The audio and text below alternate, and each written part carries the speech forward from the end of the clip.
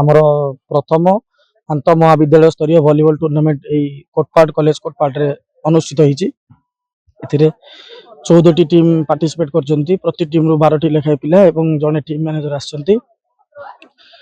ଆମର ଏଇ ଉତ୍ସବକୁ ଉଦ୍ଘାଟନ କରିଛନ୍ତି ମାନ୍ୟବର ବିଧାୟକ କୋଟପାଡ଼ ଶ୍ରୀ ରୂପବତ୍ରା ମହୋଦୟ। ତା ସହିତ ଆପଣଙ୍କର ଏଇଠିକାର ସଭାପତି ଏବଂ ପ୍ରିନ୍ସିପାଲ ଅନ୍ୟାନ୍ୟ ରେଫରି ମାନେ ସବୁ ସହଯୋଗ କରିଛନ୍ତି। ରାୟଗଡ଼ା, ନବରଙ୍ଗପୁର, କୋରାପୁଟ, ମାଲକାନଗିରି 4ଟି ଜିଲ୍ଲାରୁ ପିଲାମାନେ ସବୁ ପାର୍ଟିସିପେଟ୍ କରିଛନ୍ତି। ଏବଂ ଆମର ବିଶ୍ୱବିଦ୍ୟାଳୟ ତରଫରୁ ଭାଗବତ ପ୍ରସାଦ ସିଂ ଆସିଛନ୍ତି, ମୁଁ ଆସିଛି ଏବଂ ଅନ୍ୟାନ୍ୟ ପିଇଟି ମାନେ ମଧ୍ୟ ଅନ୍ୟାନ୍ୟ ଜିଲ୍ଲାରୁ ଆସିଛନ୍ତି ଏବଂ ଆମର ଜୟପୁର ମଧ୍ୟ 2 ଜଣ ପିଇଟି ଆସିଛନ୍ତି ଏବଂ ଏଇଠିକାର କ୍ଲବର 3 ଜଣ ରିପ୍ରେଜେଣ୍ଟେଟିଭ ମଧ୍ୟ ଅଛନ୍ତି।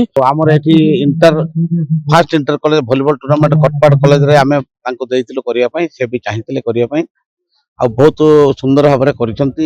ମାନେ ଅପାନ୍ତ ଅଞ୍ଚଳରେ ଇଏ କଟପାଡ଼ରେ ଏସବୁ ଆୟୋଜନ ଦେଖିକି ଆମେ ନିଜେ ବି ତାର ମାନେ ଇଏ କରିପାରୁନୁ, ଭଲ ଅର୍ଗାନାଇଜ କରିଛନ୍ତି।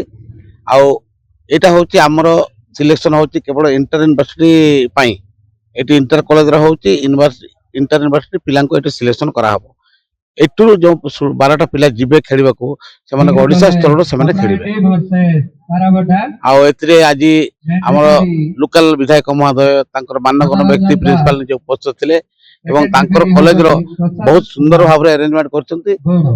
ଆମେ ୟୁନିଭର୍ସିଟି ତରଫରୁ ତାଙ୍କୁ ବହୁତ କୃତଜ୍ଞତା ଜ୍ଞାପନ କରୁଛୁ।